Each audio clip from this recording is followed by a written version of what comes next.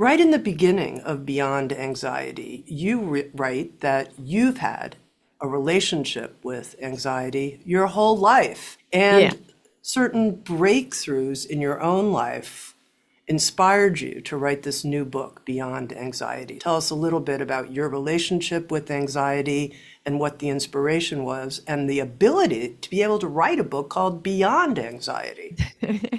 Well, I had one really bad bout with anxiety. It started at birth and went till I was 60. I was an extremely anxious child. I was just extremely anxious. And I thought it was just something I had to live with.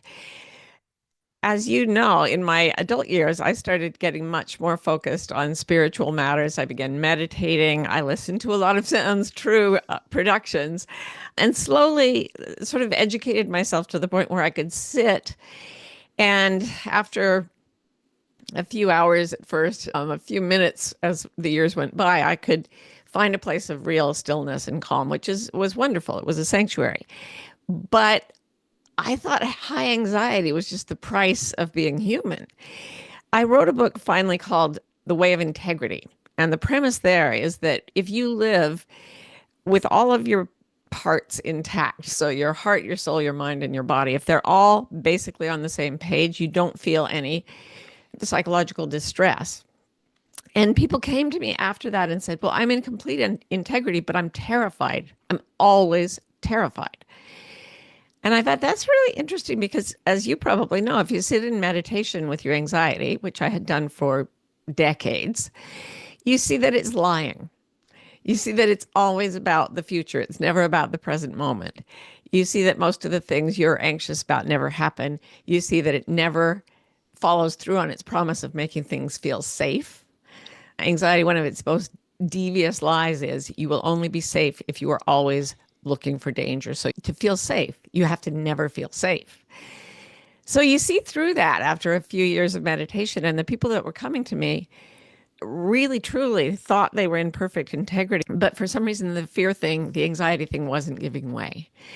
And I looked at the statistics and I saw that anxiety is just skyrocketing all over the world. So I decided to research it and I found the neurological underpinnings of anxiety. And then I saw the sociological galvanizers of anxiety, the creators of anxiety. And I could see that both our brains and our culture are pretty much custom made to make us anxious. But there actually is a way out. And I found the way out, and my anxiety went to zero for the first time in my life and stayed there for months on end for the first time in my life. And I thought I've got to write about this. So, very long answer, but that's what brought it about. And you write about how you did a 30-day experiment in the pandemic as a Uh, way to explore this. Tell us about that experiment and what you discovered.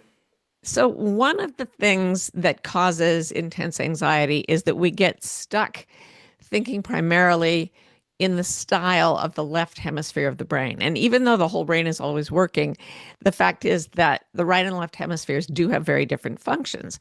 So if you're constantly in the left hemisphere of your brain, which is where our culture puts it, even reading and even speech takes place mainly on the left side of the brain. And our particular culture pushes left hemisphere dominance to an extraordinary degree, more than evolution had time to account for.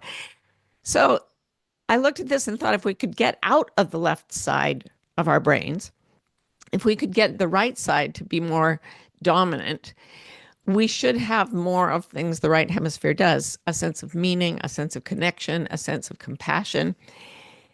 And when I was a student at Harvard, I was a teaching fellow in the studio, a class in art.